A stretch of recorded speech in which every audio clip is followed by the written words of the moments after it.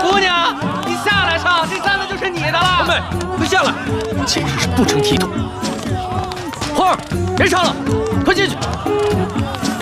可是我还想唱歌呢。我唱歌好听吗？好听。再来一个。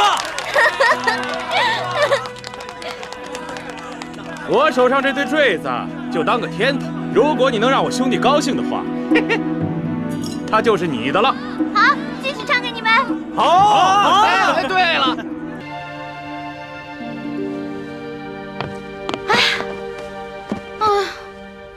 累死我了！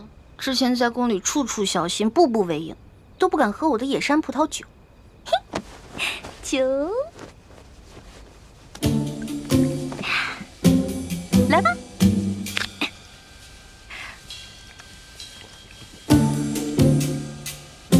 哇，好爽！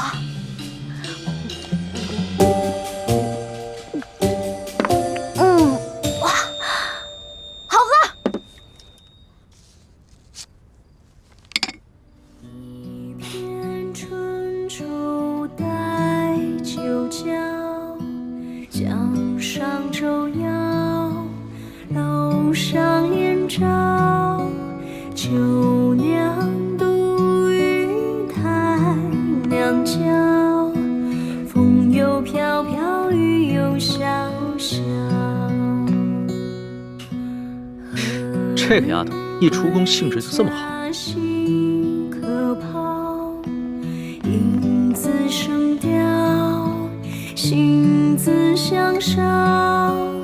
花妹，花妹。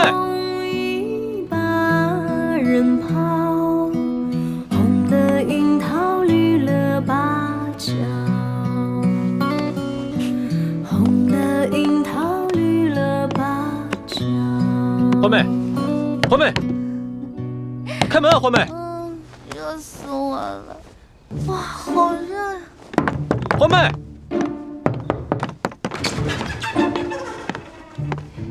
花妹，怎么了？一准是喝醉了。以前就有这样的毛病，喜欢喝酒，偏偏呢酒量又不行，没喝几杯就醉了，一醉就会旁若无人的且歌且舞。肯定啊。是在宫里面憋坏了，这出宫啊，就跟撒了欢的马似的。花儿，花妹，开门啊！花儿，花妹，花儿，花妹。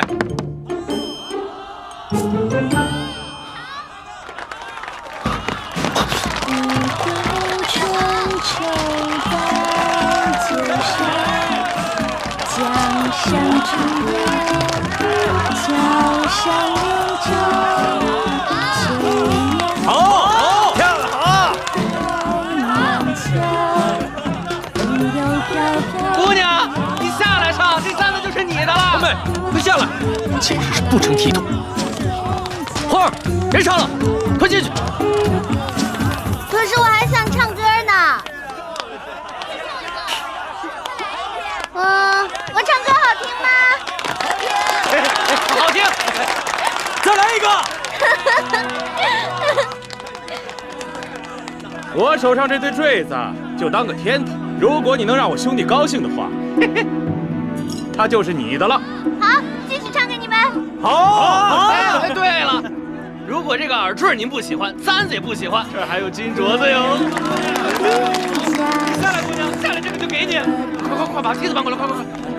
哎，下来呀！别唱了，快进去，进去。都喜欢听我唱歌，对吧？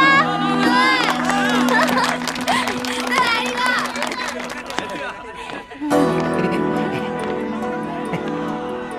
来，姑娘，也给你戴上。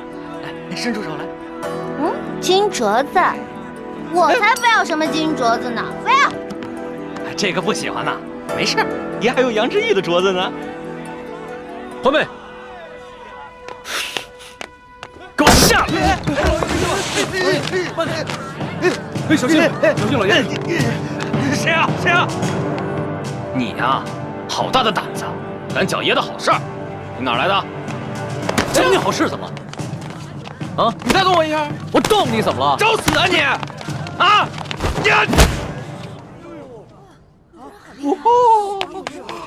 主子，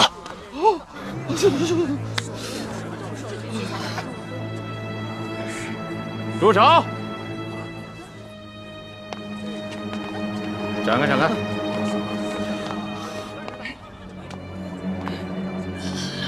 怎么回事啊，老杨？这还是个高手呢。吃瘪了吧？啊？咱们是来办正事儿的，没必要节外生枝，争风吃醋。你看，走吧。啊，此言差矣，兄弟。现在不是争风吃醋的事儿了，是我面子的事儿。我要让他们知道这是谁的地盘，谁才是王法。爷就是王法。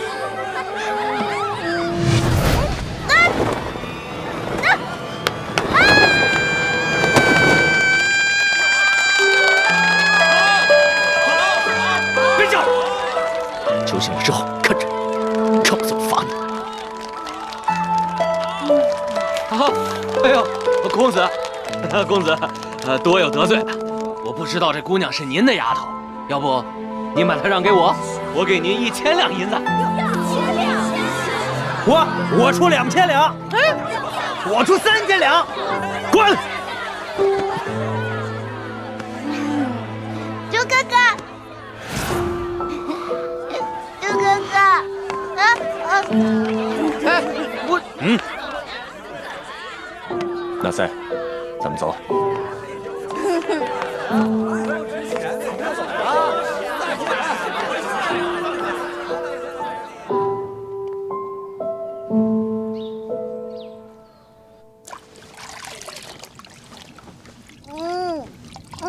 一欢，哎呦，你可算醒了。来，过来擦把脸，喝杯茶吧。薛姐姐，我昨天是不是喝多酒了？我没闹什么笑话吧？你昨天醉的是一塌糊涂，你都不知道啊，你都耍酒疯了呢。啊，不是吧？当然是真的。你走出了房间，又唱又跳的，引来了好多人围观，还有人要竞价买你，可把主子跟大师兄气坏了，主子还跟人家打了一架呢。完蛋了！所以啊，你以后别再喝那么多酒了。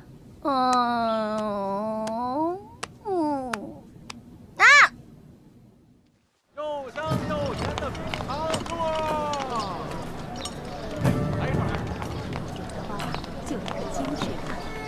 龙小弟，主子，这个喜欢吧？哎，猪哥，您再看看。都不理我找薛姐姐。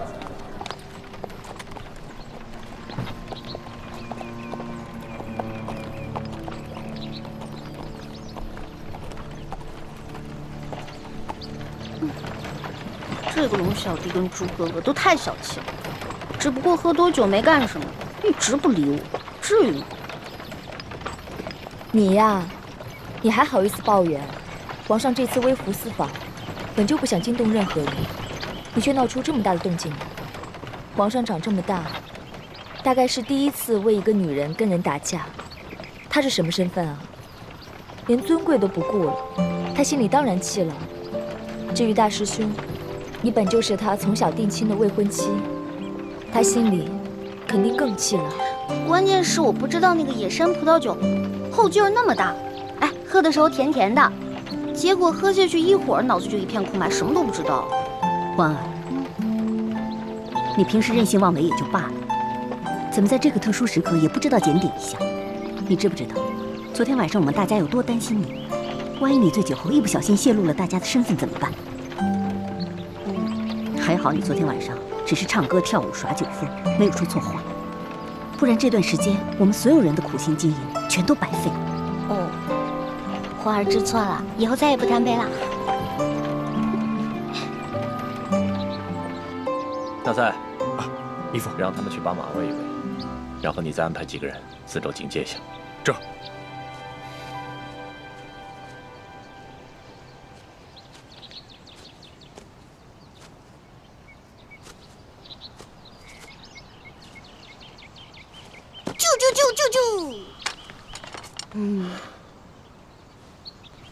你干嘛不理我呀？以前是谁说的？无论我做了让你多不开心的事儿，你也不会不开心，也不会不理我的。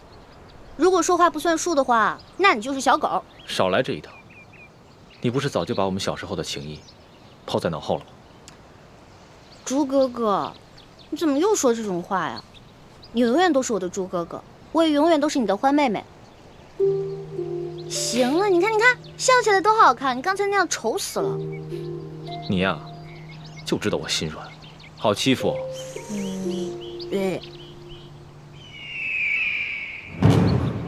四师傅有急事召唤我，但是如果我这个时候离开，势必会引起康熙和索图的怀疑。要不这样吧，我去。如果康熙跟索额图问起来，你就说我因为你们都不理我，跟你们耍性子。好，快去快回。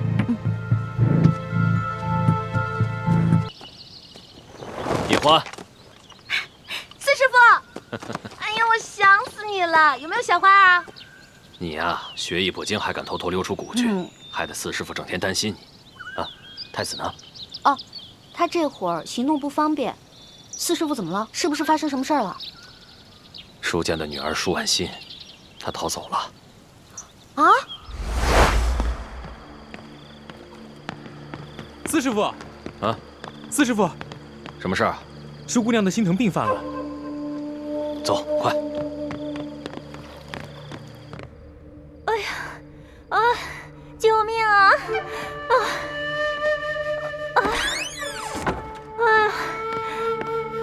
怎么了，舒姑娘？师傅，我的心疼病犯了，求您救救我呀！救救我！心疼病？啊，要紧吗？严重，如果不救我，我会没命的。求您，赶紧找范神医救救我吧。当时你义父不在谷中，我又不能违反规矩，把谷外的郎中带回谷中，我就只好驾马车，连夜带着舒婉心去谷外找郎中。撤！哎，叶师傅，叶师傅，我肚子疼，让我下去，我要去方便一下。叶师傅，我肚子疼。哎呀，哎呀，谢谢叶师傅。哎呀。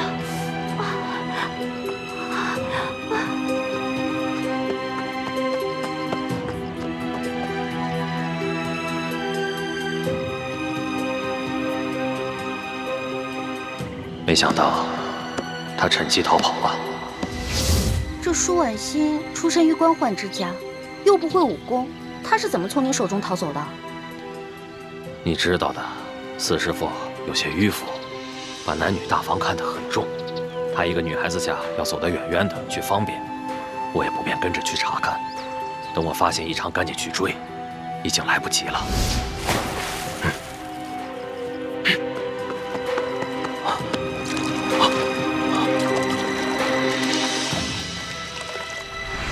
你知道的，你四师傅是旱鸭子，不会游泳。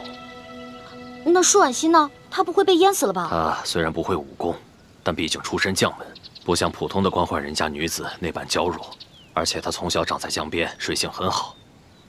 当初晋王把她交给我看管时，曾把记载着她的背景资料也给过我，可我这还是被她装病时可怜的样子给骗了。没想到她借机会逃跑了。完了完了完了，这下完了。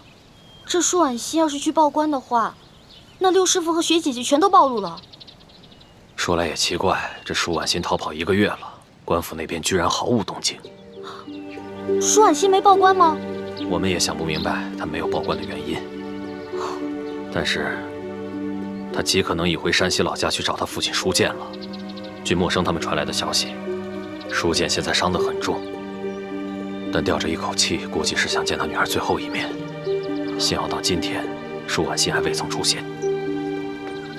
哎呀，这下可完了！你说这康熙要去见舒剑，这如果舒剑真的跟舒婉欣见上了，那咱们全都暴露了。你们几个孩子潜伏宫中，出生入死，四师傅连这点小事都没办好。四师傅，您别这样说嘛，事情已经发生了，就别责怪自己了。这样，我先回去把这个情况告诉朱哥哥，还有六师傅，大家一起商量一下对策吧。好，现在呀，你们就想办法拖延时间，让康熙晚点去见舒剑。我这边也抓紧时间去找舒婉欣，最好赶在他们父女相见之前把她找到，重新带回明珠谷。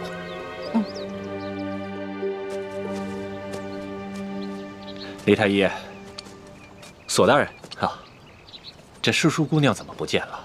啊，她呀，她看我跟主子都不理她，觉得没趣，就赌气跑了。哼，是吗？那这样的话，我们是不是应该让人去找找她？哎，不用找，这丫头的脾气我了解，她就是故意使个小性子。这会儿啊，不知道在哪个林子里等着我们去找她呢，咱们就偏不去找她。她觉得自己这招不起作用了，自然就回来了。哦，是吗？没想到世淑姑娘这么小孩子心性啊！哎呀，不过这天色不早了，主子又急着赶路，恐怕她这么耽搁时间，主子会不高兴的。这样吧，我们先走，她回来发现我们不在了，自然会跟上来的。那可不行。主子虽然着急赶路，可更担心世淑姑娘的安危。如果我们这样把她丢下走了，主子是不会答应的。也是啊。哎呀，你说她这跑哪儿去了呢？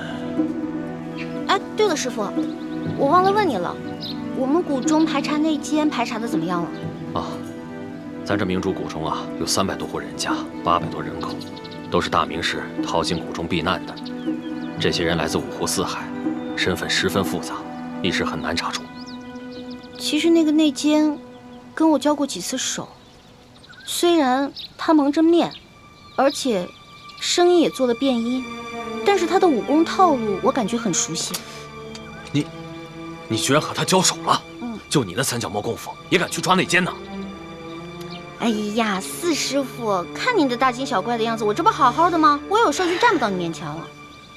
我只是觉得，这个内奸好几次跟我交手都可以杀了我，但他都手下留情，而且他的武功套路我那么熟悉，我有种预感，他一定是谷里的人，说不定还和我们很熟。四师傅，你一定要把这个情况告诉我爹，还有各位师长，大家好好想想谁最有这个可能。好，我一定转告晋王，但你以后千万不要再逞能了。我膝下没有女儿，只有默生一个儿子，在我心里，我一直拿你当亲闺女看待。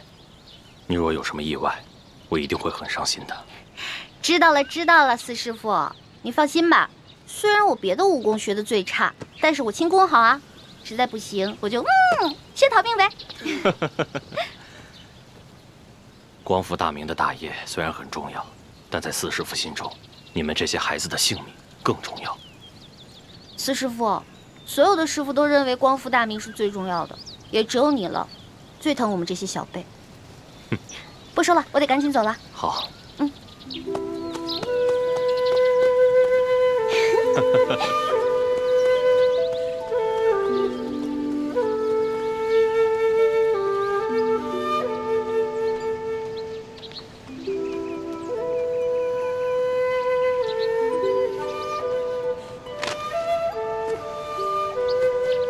索土。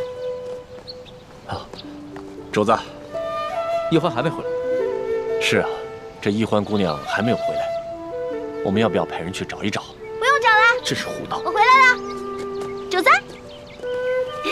哎呦，一欢姑娘，主子担心你的安全呢。索大人，这边请。哦，好，主子告退了。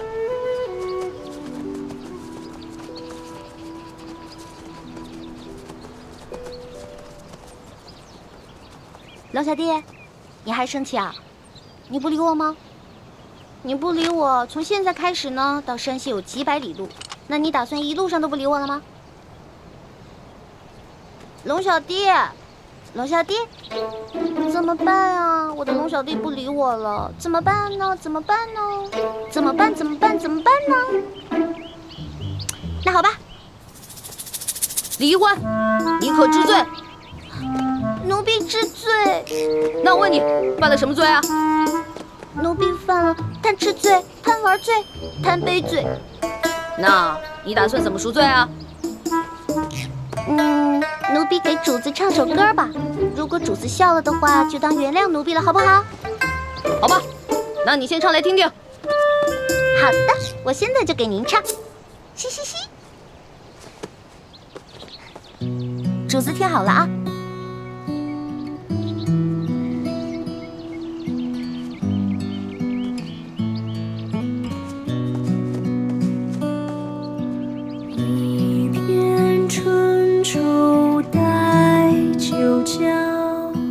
江上舟摇，楼上燕照。秋娘独语台娘娇，风又飘飘，雨又潇潇。何日归家兮可抛？影自生凋。心自相绍，流光容易把人抛。红了樱桃，绿了芭蕉。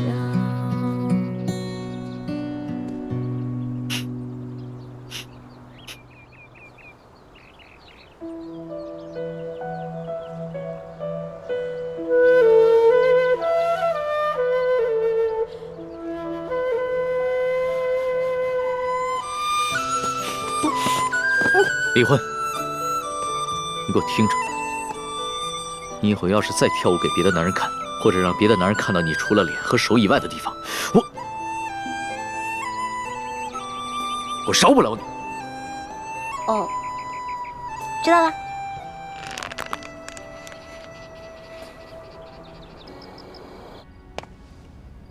朕自入山西以来，一路所见，民多疾苦。而各地方官各自为政，朕一日行100余里，竟连遇3处关口，巧立名目收取税费。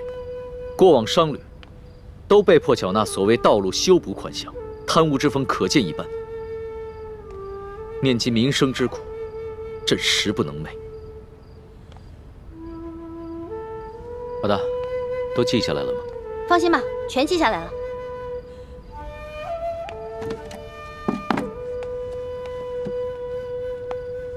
老大，你觉得我能算是一个好皇帝吗？你呀，马马虎虎吧。你别生气啊！你之前跟我说的，让我在你面前不能说假话，只能说真话的。要是你以前这么说的话，可能我还会不高兴。但是现在我不会了。你说的对，我确实只是一个马马虎虎的皇帝，离一个好皇帝还差得远呢，差得远呢。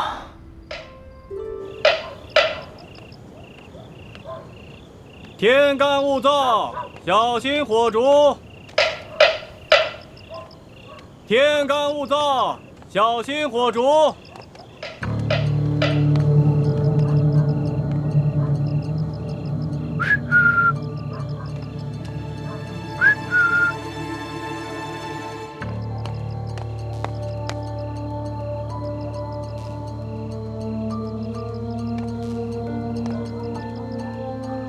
叶师弟呢？哦，他有点事耽搁了，要晚点才到。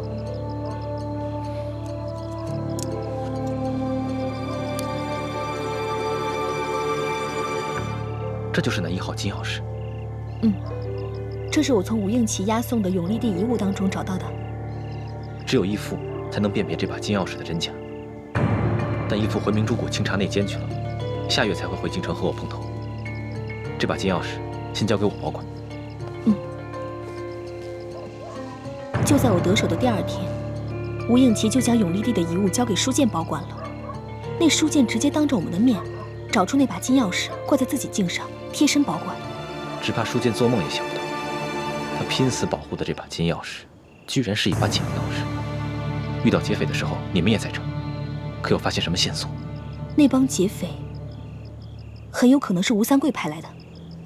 在出事的头一天晚上，吴三桂派人悄悄找到了吴应奇。父王命你连夜快马赶来，有何急事？王爷问二公子在永历帝的遗物中可否见过一把金钥匙？有。卑职奉王爷之命，请二公子立刻将金钥匙交给卑职，用这把假的金钥匙调包。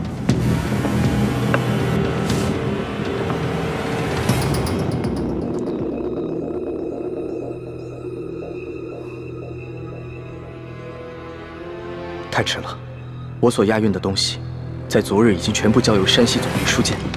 那书剑一见面，二华秘书就当着我们面，直接把这把金钥匙找出来，贴身收藏。据说他是奉了皇上的密旨，亲自护送这把金钥匙进京，面呈皇上。坏了，没想到我一直快马加鞭，日夜兼程，还是晚了一步。朝廷为何会如此看重这把金钥匙？一开始父王也并不看重，可为何又突然派你索回？卑职也只是奉命行事，别的什么也不知道。二公子若有疑问，待回到滇都之后，亲自问王爷吧。那现在怎么办？来之前，王爷已经做好了各种打算，要卑职无论如何把金钥匙带回去。事到如今，卑职只能假扮盗贼，强行抢回金钥匙。到时候，还请二公子和石将军多多配合。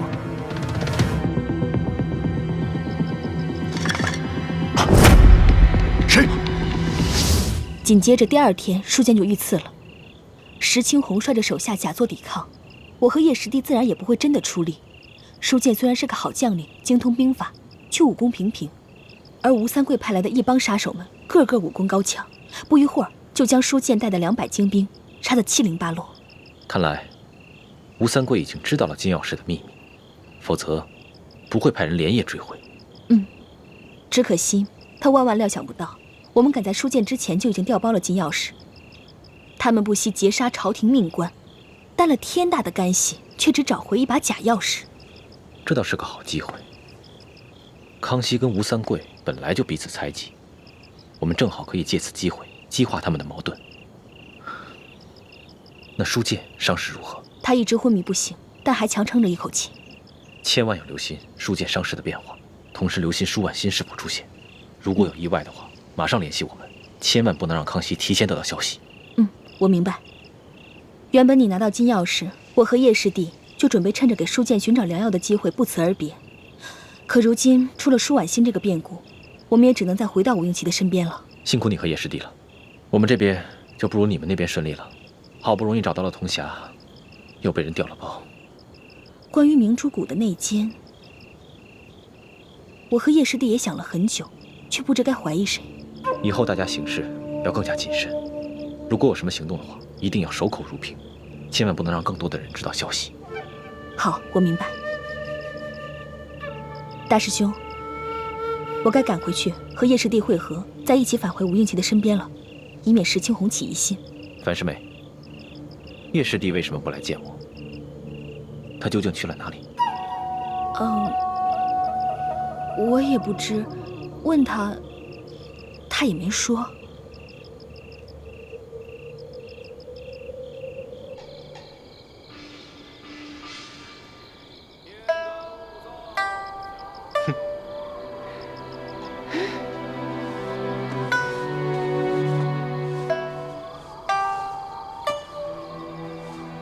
这是什么？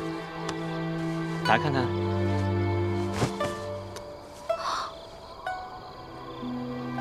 叶哥哥，你哪来的钱给我买这么贵重的东西啊？师傅们不是每个月给我们发利钱吗？我都没舍得花，全攒起来了，攒了5年，终于攒够了。不行不行，这礼物太贵重了，我承受不起。哎呀，没关系，这不是下个月就到你的生辰之日了吗？我怕我赶不回来为你庆贺，所以就当生辰之礼，提前送给你了。你放心，我又不要求你回报我什么，你只要天天把它带在身上就好了啊。那你为什么非要给我买一个金镯子啊？你还记不记得5年前你的生辰之日？我那天问你，你有什么想要的礼物啊？你告诉我说，你想要一个特别漂亮的金镯子。是吗？我不记得了。没关系啊，你不记得，我记得就好了。虽然你当年只是随口一说，可是5年来，我一直都记在心里的。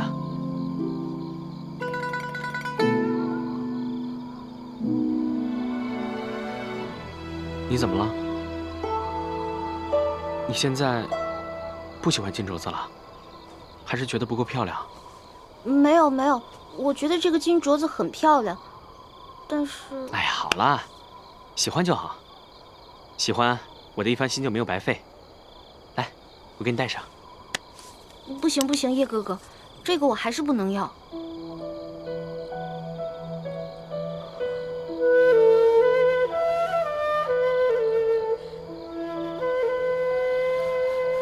我知道，你现在有了康熙这个结拜兄弟，什么都不缺，他随便送你个首饰，就比我送你的金镯子贵重100倍、1000倍。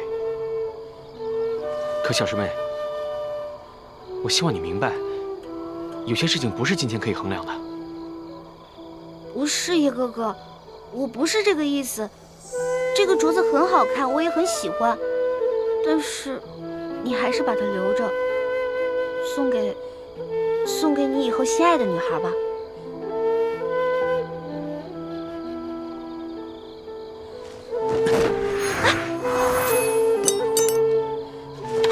叶哥哥，你干什么呀？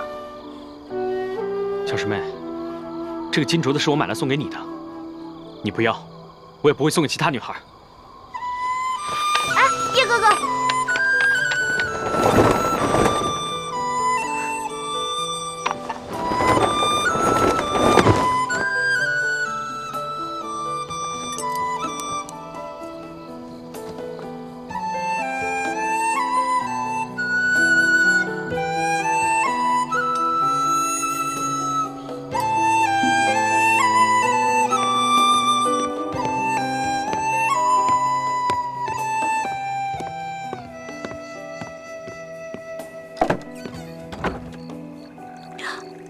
朱哥哥，朱哥哥，你怎么在我房间啊？我还没问你呢，这么晚，上哪儿去了？我就随便出去走走。是去见陌生了吧？你怎么知道的？我们从小一起长大，你是什么性子，陌生是什么性子，我能不了解吗？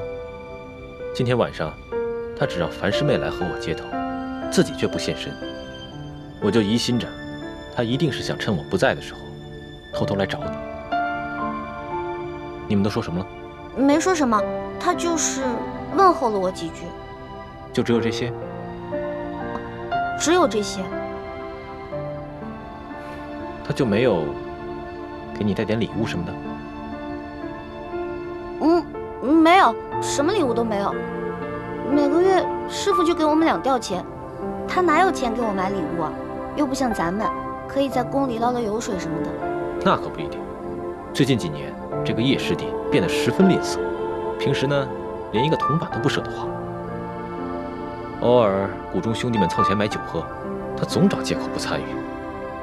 他这么努力省钱，一定是为了你。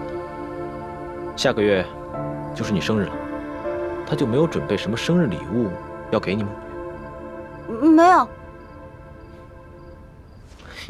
哎，还说没有？这金镯子哪来的？朱哥哥，你这个人，明明你怎么什么都知道啊？根本瞒不了你。你呀，居然帮陌生来骗我！没有，我没有帮着他来骗你。我只是平时骗别人的时候，谁都听不出来，只有骗你，老是会找出我的破绽。我知道，你是不想挑起我跟陌生的矛盾，对吗？大家都是兄妹，他也只是疼爱我这个小师妹罢了，所以才给我买了一个小小的礼物。这还算是小礼物啊？这可是陌生对你的一片心呢。那如果你要是不喜欢的话，我不带他就行了。你愿意带就带吧。其实，陌生对你的心意，我早就看出来了，但我自信他夺不走你的。真正让我担心的，其实是另外一个人。时候不早了，你早点休息吧，明天一早还要赶路呢。